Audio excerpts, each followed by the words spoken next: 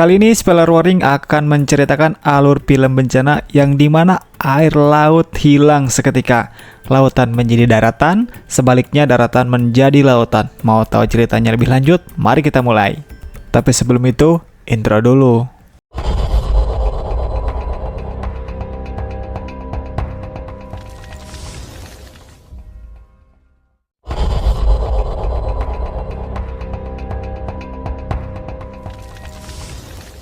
Tapi karena keterbatasan copyright atau hak cipta, video ini akhirnya di-remake ulang atau diedit ulang. Durasi yang tadinya sekitar 17 menit menjadi berkurang dari itu. Semoga kalian tetap enjoy dan tetap menikmati videonya. Oke, lanjut. Film dibuka dengan memperlihatkan satu keluarga sedang berlibur di tengah laut, berlokasi di Laut Karibia lepas pantai Puerto Rico. Keluarga mereka menikmati libur itu dengan penuh bahagia. Tom dan Ben memancing di belakang kapal, sementara Jesse, anaknya berjemur sambil mendengarkan musik, dan sang istri memutuskan untuk berenang. Di saat berenang, tiba-tiba air laut seketika berubah arus hingga pada akhirnya Julia terbawa arus dan hampir tenggelam. Beruntungnya ia masih bisa diselamatkan oleh sang suami. Setelahnya, dia merasa shock atas kejadian itu. Kemudian sang ayah memperingatkan untuk semua agar tidak berenang. I really thought I wasn't gonna make it. Away from the boat. Exactly. Cassie. Ben. This is serious. I'm not I kidding. don't even know what's down there. Di malam harinya, mereka merayakan ulang tahun untuk anak sulungnya yaitu Ben.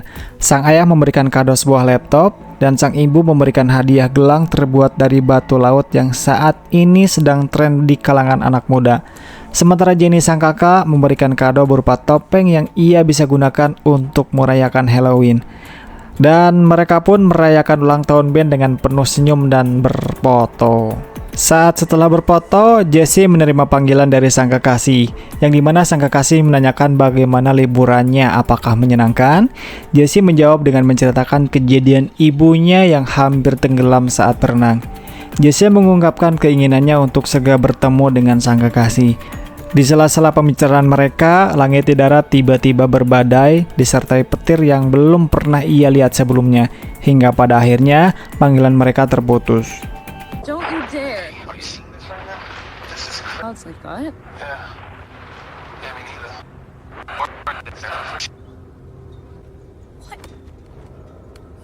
Di tengah kepanikan Jenny karena kehilangan sinyal saat berkomunikasi bersama sang kekasih, tiba-tiba Ben mendengar suara bisingan dari luar. Setelah ia periksa menggunakan lampu kapal, ternyata suara itu berasal dari kawanan paus yang sedang migrasi mengikuti medan magnet bumi. Field. Well, sometimes storms can cause convince they're actually headed along it. Nothing weird about that. Ben, tout va bien? Ouais. Ça va, Cassie?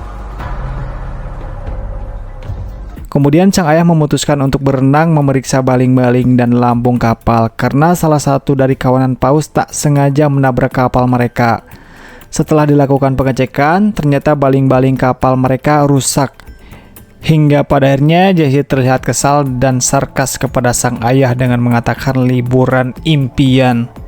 Mereka berusaha meminta bantuan melalui saluran radio, berharap bisa tersambung dengan orang di daratan maupun kapal yang sedang melintas. Setelah melalui proses yang panjang, mereka akhirnya terhubung dengan melalui radio. Tapi sayangnya saluran itu harus terputus karena sinyal di area mereka sangat lemah, sehingga menimbulkan sangat-sangat kepanikan.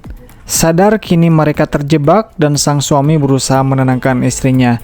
Kita punya 100 liter air dan persediaan makan cukup untuk 4 hari, ucap sang ayah. Di saat pembicaraan mereka, tiba-tiba terdengar suara gemuruh dari luar dan setelah diperiksa, bola api jatuh tak jauh dari kapal mereka. Setelah dilihat dengan detail dan teliti, ternyata bola api itu adalah puing-puing satelit yang jatuh. Dan ya, setelah itu keadaan berubah seketika, ombak menjadi besar, kompas yang tidak jelas arahnya, dan inilah yang terjadi.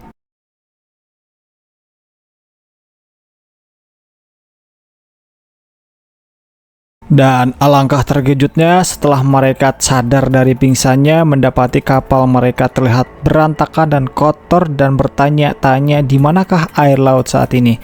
Kini mereka terjebak di tengah laut yang tidak ada airnya.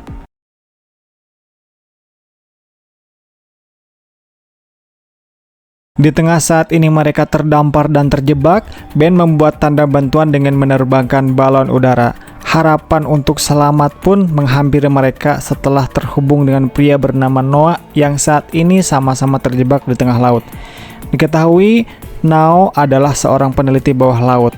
Mereka memohon kepada Nao untuk menyelamatkan anak-anaknya saja.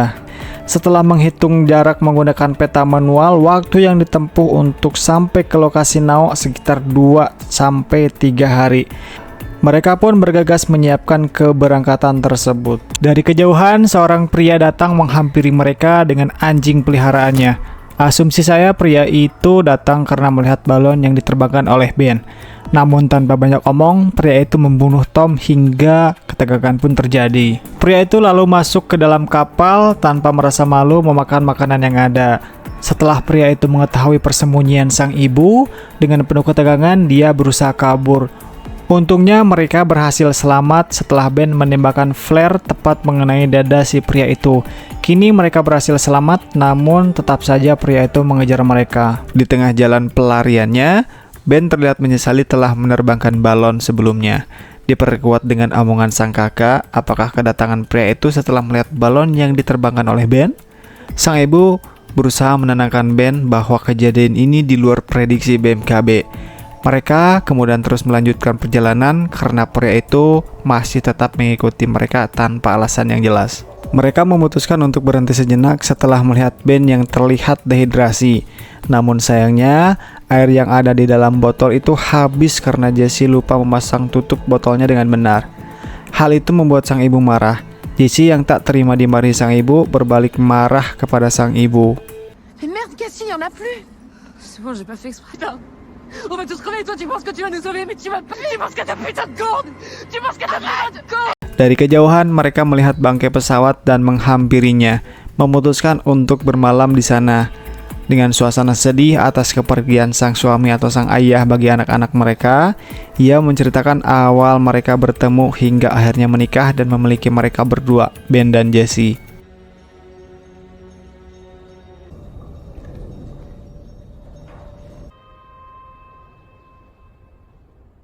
J'ai l'impression de contre encore. La première fois que je l'ai vu, on avait eu un accident de plongée. Pourquoi déjà? Sur la disparition des gosses. Et un matin... Tanpa disadari, Jessie terbangun dari tidurnya setelah mendengarkan dongeng sang ibu menceritakan awal bertemu dengan sang ayah. Ia pergi keluar dari bangkai pesawat itu karena ingin kencing. Namun tak diduga, pria itu diam-diam datang dari belakang Jessie. Tapi untungnya sang ibu datang dan melampiaskan atas kematian sang suami.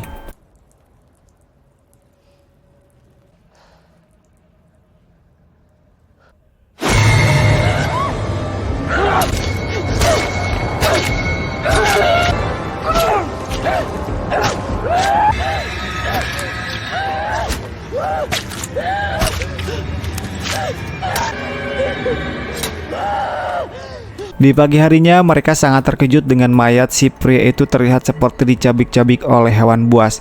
Aneh tapi nyata, di tengah laut kan gak ada hewan buas sama sekali. Mereka kemudian memutuskan untuk terus berjalan menuju tujuannya yaitu Nao. Ben yang sudah demam parah akibat dehidrasi dan tidak makan membuat mereka harus beristirahat di suatu lembah yang terdapat kursi-kursi, serta mendirikan bedeng untuk beristirahat sejenak. Ibu yang seorang dokter menyuntikkan obat kepada Ben untuk meredakan sakitnya. Saat mereka sedang beristirahat, sang ibu mendengar suara-suara dari luar. Suara apa itu? Namun yang jelas suara itu semakin dekat menghampiri mereka. Sang ibu membangunkan Ben dan Jessie untuk segera meninggalkan tempat itu. Di saat pelariannya, mereka terlihat melihat kapal kargo yang sama-sama terdampar dan tampak terlihat seorang di sekitarnya. Mereka segera menuju ke sana untuk meminta bantuan. Namun sayangnya orang-orang kapal kargo itu malah menghiraukan mengira itu para penjara. Les enfants! Qu'est-ce qui se passe? On bouge, on bouge, on bouge! Il y a des gens? Untungnya mereka bisa selamat dari kejaran suara yang mengejar semakin dekat berkat menaiki salah satu kargo. Suara itu ternyata dari sekelompok semacam kepiting yang mengejar mereka. Oh iya, makhluk itu adalah antropoda, makhluk yang berada di dasar laut paling dalam di lautan, gak paling dalam juga sih. Saat sang ibu akan naik ke atas kargo, kakinya terkena gigitan kepiting itu dan meninggalkan luka yang sangat serius.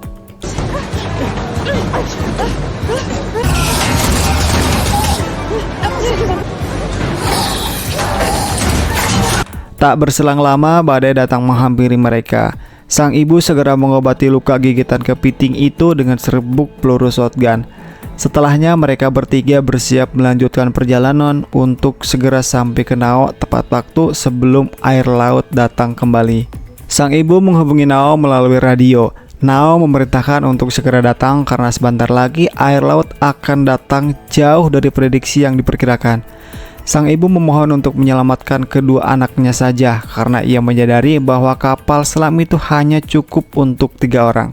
Lokasi mereka semakin dekat dengan Nao, namun sayangnya terdapat lembah untuk dilaluinya yang akan menghambat waktu perjalanan mereka. Di tengah-tengah perjalanan yang akan sebentar lagi sampai ke lokasi, Jessie menanyakan kepada sang ibu apa maksudnya menyelamatkan anak-anakku. Ternyata ia mendengar pembicaraan sang ibu dan Nao di adegan sebelumnya. Ia juga menyadari bahwa sang ibu akan mengorbankan dirinya demi keselamatan anak-anaknya. Mereka akhirnya sampai di lembah celah bebatuan itu dengan hati-hati. Bebatuan yang jatuh mengharuskan mereka terpisah dengan sang ibu. Momen dramatis terjadi di sini. Jessie yang tidak mau meninggalkan ibunya, sementara sang ibu pasrah dengan kenyataan yang harus ia terima. Meskipun jika dia sampai ke lokasi atau ke kapal Noah, tetap saja dia akan mati. Alhasil Jessie dan Ben terpaksa meninggalkan sang ibu. Sementara itu mereka berdua, Jessie dan Ben, sudah sampai di lokasi kapal Nao. Namun sesampainya di sana, ia mendapati melihat Nao yang berdarah-darah akibat serangan antropoda tersebut. Ia memerintahkan Jessie untuk segera masuk ke kapal. Namun Jessie yang tidak mau meninggalkan sang ibu memutuskan untuk kembali menyelamatkannya. Dengan perjuangan yang tidak sia-sia, akhirnya ia berhasil menyelamatkan ibunya. Antropoda yang kembali tiba-tiba menyerang mereka mengakibatkan Nao mati, dan plot twistnya adalah mereka bertigalah yang akhirnya masuk ke dalam kapal tersebut. Tak lama setelah masuk ke dalam kapal itu, inilah yang terjadi.